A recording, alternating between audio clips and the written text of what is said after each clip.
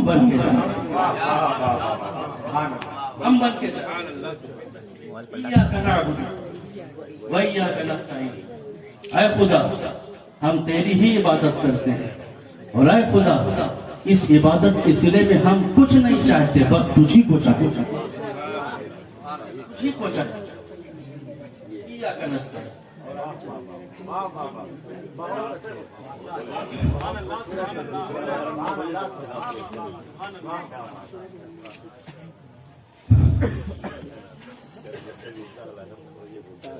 دیکھیے دین اسلام جو ہے یہ دین فطرت ہے۔ کیا ہے؟ دین فطرت۔ دین فطرت کا مطلب، دین فطرت کا مطلب یہ ہے کہ کبھی فطرت کے خلاف حکم نہیں دے گا۔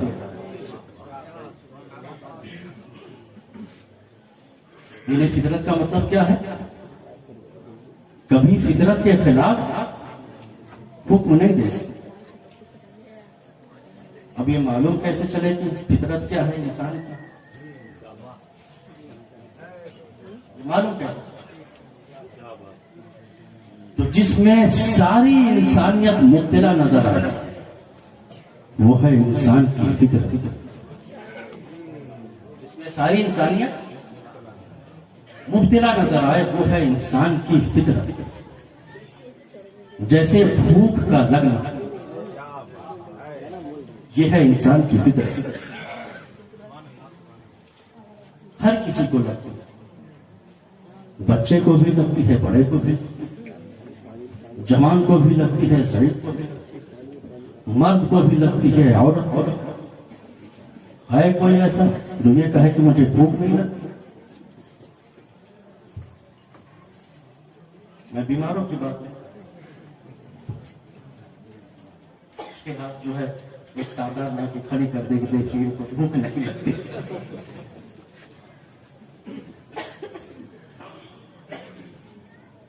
بیماری ایک الگ چیز، لیکن کبھی نہ کبھی اس کو بھی کب تک بھوکا رہا۔ تو یہ ہے انسان کی فطرت، جو صحت مند ہوگا اسے بھوک بھی لگے گی، پیاس بھی، جس میں ساری انسانیت مبتلا نظر وہ ہے انسان کی فطرت۔ اور دین اسلام یہ ہے دین فطرت۔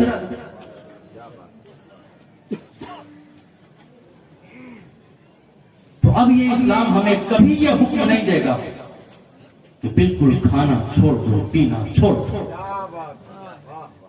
اگر اس طرح کا حکم دے دے ہمیں تو یہ کسی کے لیے قابل قبول نہیں ہے۔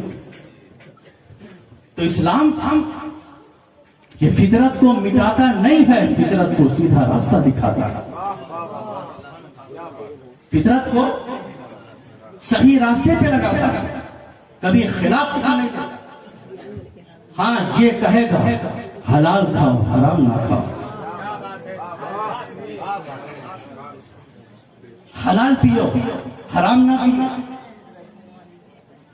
تو اسلام یہ فطرت کو مٹاتا نہیں ہے، فطرت کو سیدھا راستہ دکھاتا ہے، فطرت کو صحیح راستے پہ لگاتا ہے۔ بھوک کا لگنا یہ ہے انسان کی فطرت، پیاس کا لگنا یہ ہے انسان کی فطرت۔ ایسے ہی لالچ کا ہونا یہ ہے انسان کی فطرت۔ ہے کوئی ایسا جس کے اندر لالچ نہ ہو؟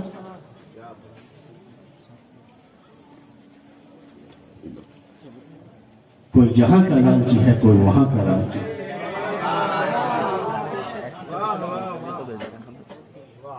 یہ ہے انسان کی فطرت۔ میں تو بڑے ہی ادب کے ساتھ کہوں گا کہ وہ خیر القرون والے۔ قرآن نے بھی آپ کے لیے حریص کا لفظ استعمال کیا۔ کیوں؟ یہ انسان کی فطرت۔ تو اسلام فطرت کو مٹاتا نہیں ہے، فطرت کو سیدھا راستہ دکھاتا ہے، صحیح راستے پہ لگاتا ہے۔ اب ہمیں اسلام یہ کیا کہتا ہے کہ بالکل لالچ نہ کرو، ایسا حکم نہیں دے گا۔ یہ کہے گا اچھی لالچ کرو، بری لالچوں سے بچو۔ تو تو اسلام فطرت کو مٹاتا نہیں ہے، فطرت کو صحیح راستے پہ لگاتا ہے. ایسے نہیں غصہ آنا یہ ہے انسان کی فطرت. ہے کوئی ایسا جس کو غصہ نہ آتا؟ اور اگر کوئی ایسا مل جائے تو یہ دعویٰ کرے کہ مجھے غصہ نہیں آتا، اگر یہ کوئی دعویٰ کر دے کہ مجھے غصہ نہیں آتا، تو میں آپ کو ایک واقعہ سناتا چلوں کہ رامپور کے ایک خان صاحب تھے. رامپور علی گڑھ یونیورسٹی میں پڑھتے تھے. انتہائی سیدھے تھے، بہت ہی سیدھے. تو انہوں نے ایک مرتبہ یہ کہا اپنے ساتھیوں سے کہ مجھے یہ سمجھ میں نہیں آتا کہ لوگوں کو غصہ کیسے آتا ہے. تو ان کے ساتھیوں نے کہا اچھا یہ بات ہے. ان کے ساتھیوں نے طے کر لیا کہ اب انہیں سکھانا ہے کہ غصہ کیسے آتا ہے. موقع کی تلاش میں تھے، موقع کی تلاش میں تھے تو لوگوں نے سن لیا کہ خان صاحب کے گھر سے سرکہ آیا ہوا. خان صاحب کے گھر سے سرکہ آیا ہوا ہے. اب ساتھیوں میں سے ایک صاحب پہنچے، خان صاحب سنا ہے آپ کے گھر سے سرکہ آیا ہوا. ہاں آیا ہوا ہے، تھوڑا سا عنایت فرمائے. دیا. دوسرے صاحب پہنچے، سنا ہے سرکہ آیا ہوا ہے. ہاں آیا ہوا ہے، تھوڑا سا عنایت فرمائے. دیا. چلے. تیسرے صاحب پہنچے، سنا ہے سرکہ آیا ہوا ہے. ہاں آیا ہوا ہے، تھوڑا سا عنایت فرمائے. دیا. چوتھے صاحب، خان صاحب سنا ہے سرکہ آیا ہوا آپ کے گھر سے. ہاں ہاں آیا ہوا، تھوڑا سا عنایت فرمائے. دیا. چلو. اب بیچارے رات کو سو رہے ہیں، رات کو 2:30-3 بجے ان کا دروازہ کھٹکھٹا رہے ہیں. جلدی کھولیے، بہت ضروری کام ہے، جلدی کھولیے، بہت ضروری کام. اب اچانک نیند سے بھائی کیا کام ہے اتنی رات کو، کون سا کام پڑ گیا؟ جب دروازہ کھولتے ہیں ایک ساتھی کہتے ہیں حضور مجھے سرکہ چاہیے. تو عالم یہ ہو گیا کہ اگر کوئی سرکے کا نام لے لے تو پارا گرم ہو جاتا ہے.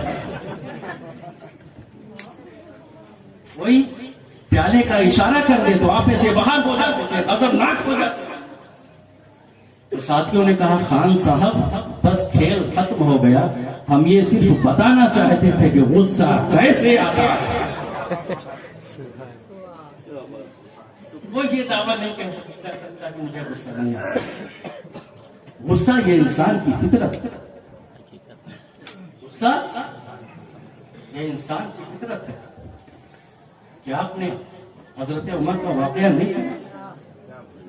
علماء بیان کرتے غصے ہی میں گئے،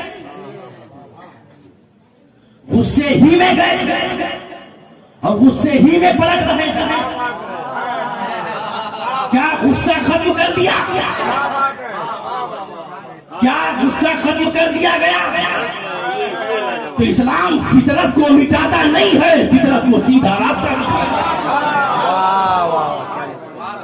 اسلام فطرت کے خلاف حکم نہیں دیتا ہے، فطرت کو صحیح راستے پہ لگاتا ہے. غصہ پہلے سرکار کی طرف تھا، بعد میں جب ہدایت مل گئی تو دشمنان سرکار کی غصے ہی میں گئے تھے، غصے ہی میں پلٹ رہے تھے. عمر سوئے نبی گئے، نظر سوئے عمر گئی، بڑی نگاہ مصطفیٰ کو زندگی سنور گئی. بڑی نگاہ تو زندگی سنور گئی. غصے ہی میں گئے تھے، غصے ہی میں پلٹ رہے ہیں. انہوں نے کہا کہ حضور کیا ہم حق پر نہیں آئے ہیں؟ سرکار نے فرمایا کیوں نہیں؟ تو غصے کو مٹایا نہیں ہے اسلام نے، سیدھا راستہ دکھایا، صحیح راستے پہ لگایا. تو اسلام فطرت کے خلاف حکم نہیں دیتا ہے، فطرت کو سیدھا راستہ دکھاتا ہے، صحیح راستے پہ لگاتا ہے. حضرت علی کا وہ واقعہ نہیں سنا آپ نے؟ علماء بیان فرماتے ہیں، واقعہ نگاری میں نہیں کرنا چاہتا ہوں، بس چند مثالیں دے کے گزر کرنا چاہوں گا کہ یہودی معاملہ، اور جب آپ نے اس کو پٹخنی دے دی تو اس نے آپ کے چہرہ اقدس پہ تھوک دیا۔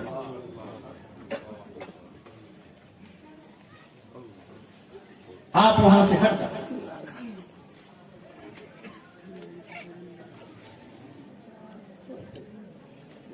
تو یہ آپ کا کردار دیکھ کر وہ یہودی مشرف و اسلام ہو جاتا، یہ غصے کی برکتیں، یہ غصے کی برکتیں، تو اسلام نے فطرت کو مٹایا نہیں، فطرت کو سیدھا راستہ دکھایا، صحیح راستے پہ لگایا۔ تو جس طرح بھوک کا لگنا یہ انسان کی فطرت ہے، جس طرح پیاس کا لگنا یہ انسان کی فطرت ہے، جس طرح لالچ کا ہونا یہ انسان کی فطرت ہے، جس طرح غصہ آنا یہ انسان کی فطرت ہے، اسی طرح غیر سے مدد مانگنا یہ انسان کی فطرت ہے۔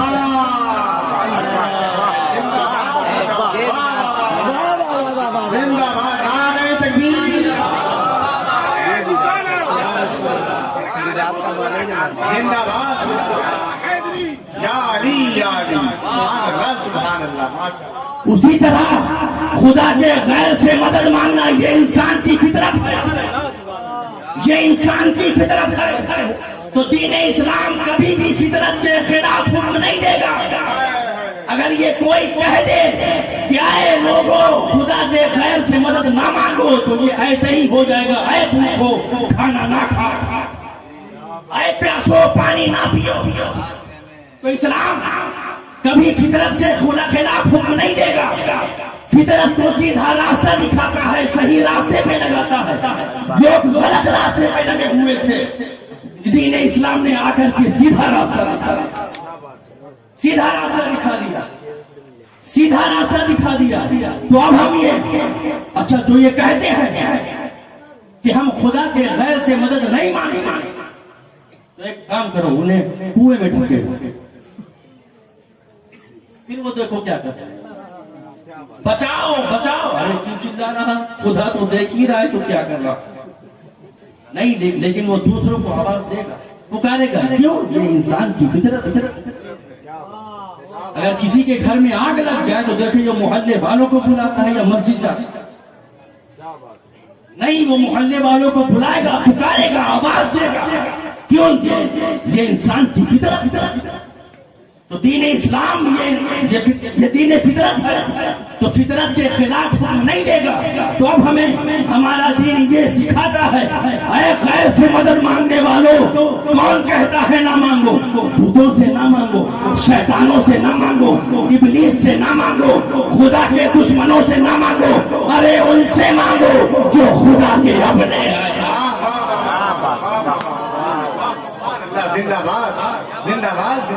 جنہیں خدا نے، جن کو خدا نے مدد کے لیے بنایا ہے ان سے مانگے۔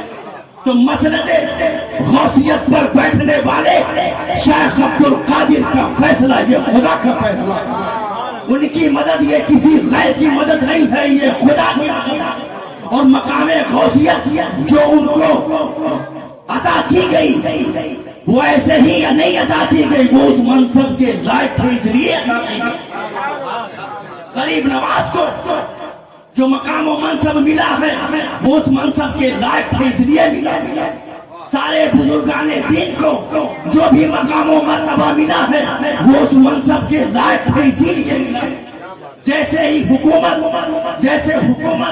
کسی بھی منصب پر اہلِ غیرے کو نہیں بٹھاتی، جو اس منصب کے لائق ہوتا ہے اسی کو بٹھاتی، ایسے ہی خدا تعالیٰ جس کو جو مقام عطا کرتا ہے وہ اس منصب کے لائق ہوتا ہے اس لیے تو ان کی مدد یہ کسی غیر کی مدد نہیں ہے، یہ خدا کی مدد۔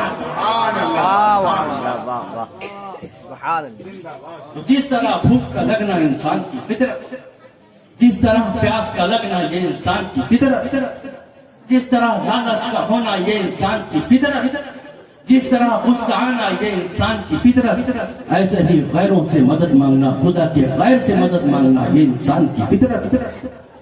دین اسلام نے فطرت کو مٹایا نہیں ہے، فطرت کو سیدھا راستہ دکھایا، صحیح راستے پہ لگایا ہے۔ لوگ غلط راستے پہ لگے ہوئے تھے اپنی مرضی سے، تو دین اسلام نے کیا حکم دیا؟ اے غیر سے مدد مانگنے والوں، خدا کے غیر سے مدد جو کہتا ہے نہ مانگو، کون کہتا ہے؟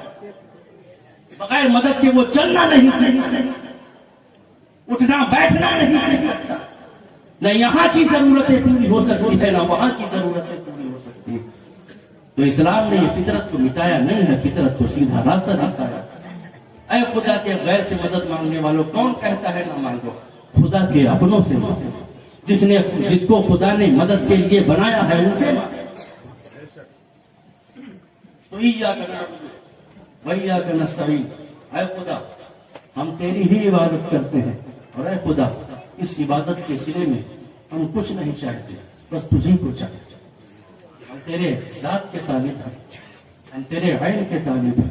جب یہ بات ہو گئی، اب آخری نقطہ میں بیان کر کے پھر رخصت ہونا چاہوں گا۔ دیکھیے، جب آپ نماز کی حالت میں ہوتے ہیں، حالت تشہد میں ہوتے ہیں، تو کیا پڑھتے ہیں؟ السلام علیکہ ایھا النبی پڑھتے ہیں۔ اہم نقطہ ہے، موضوع سے ہٹ کر ہے لیکن بیان کرتا ہوں۔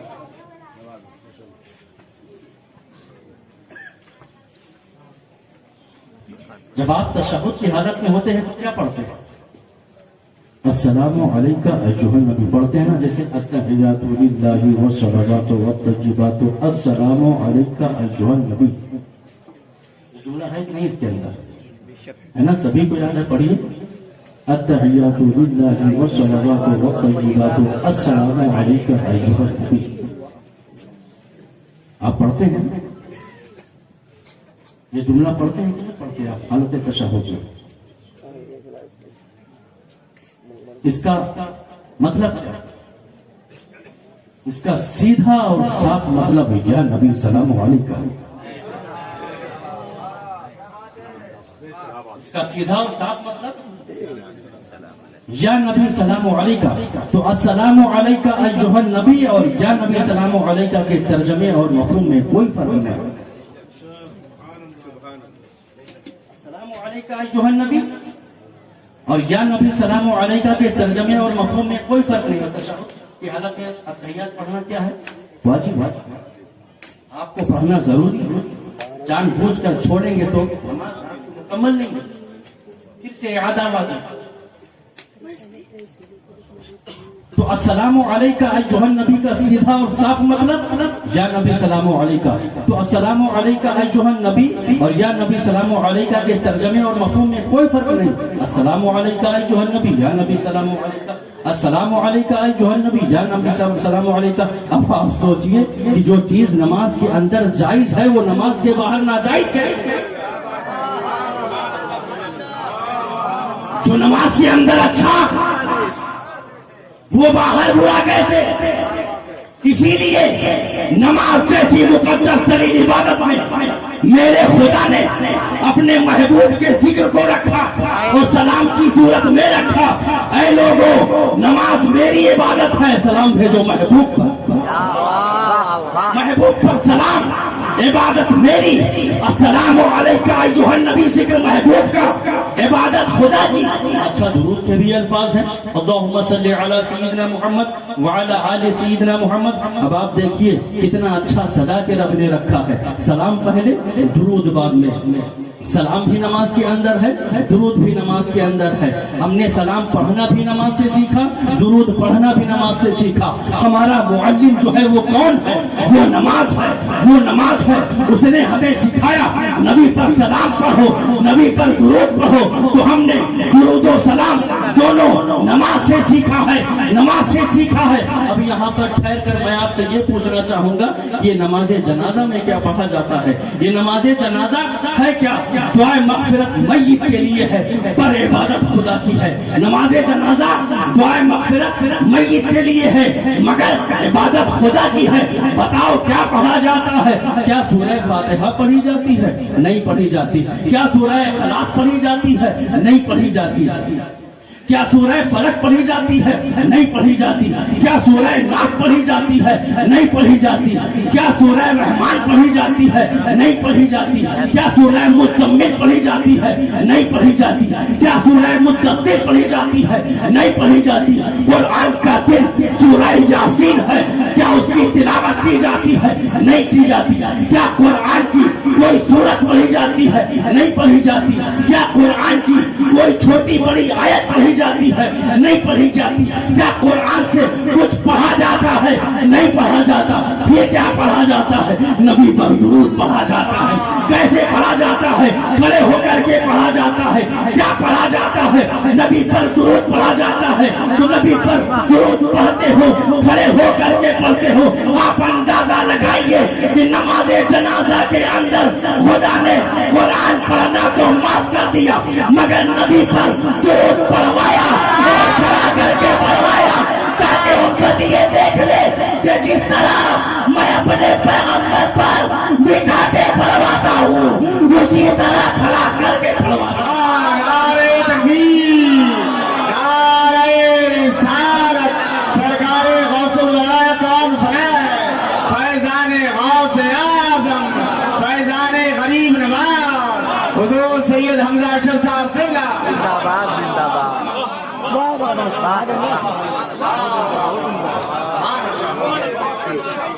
بادوں تو کچھ سننے میں ملتا۔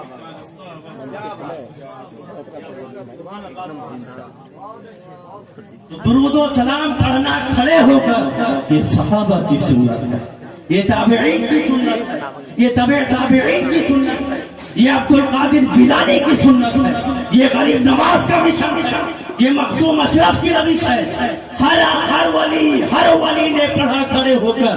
ہم امتی ہیں، ہم بھی بیٹھ کر پڑھتے ہیں اور کھڑے ہو کر بیٹھ کے پڑھنا بھی عبادت ہے اور کھڑے ہو کر کے پڑھنا بھی عبادت ہے۔ یہ تو توفیق الہی کی بات ہے، جس کو جیسی توفیق ملے۔ کسی کو اللہ بٹھا کے پڑھواتا ہے، کسی کو کھڑا کر کے پڑھواتا ہے۔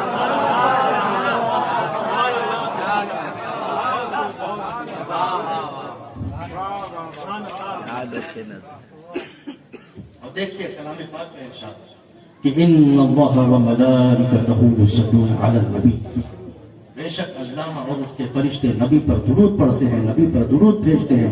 اب یہاں پر مومنوں کو مخاطب کر کے یہ ارشاد فرمایا جا رہا ہے، یا ایھا الذین آمنوا صلوا علیہ وسلموا تسلیما، اے ایمان والو ان پر درود اور خوب سلام ہے، ان پر درود اور خوب سلام ہے۔ اچھا قرآن کا ارشاد کیا ہے؟ یا ایھا الذین آمنوا، اے وہ جو ایمان لا، یعنی اے ایمان والو۔ قرآن نے یہ نہیں فرمایا یا ایھا الناس، اے لوگو۔ قرآن کا ارشاد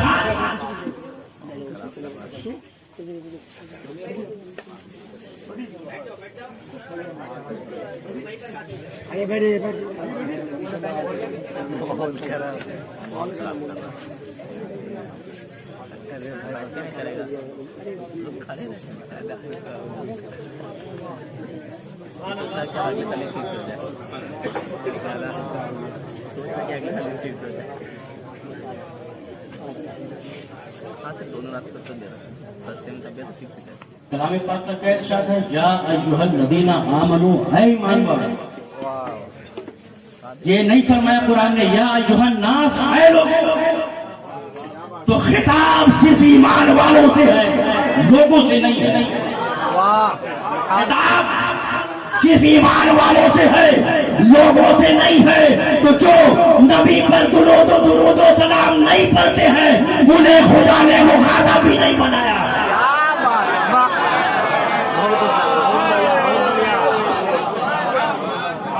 خطاب صرف ایمان والوں سے ہے، یا ایھا الذین آمنوا، اے ایمان والو۔ تو جو ایمان والا ہوتا ہے یہی نبی پر درود و سلام پڑھتا ہے، اور جو ایمان والا نہیں ہوتا ہے یہی اس سے بھاگتا ہوا نظر آتا ہے۔ کیا بات ہے، حق بے شک، کیا بات ہے، زندہ باد۔ کلام پاک کا کھلے طور پر ارشاد ہے، یا ایھا الذین آمنوا، اے ایمان والو، وآخر دعوانا ان الحمد للہ۔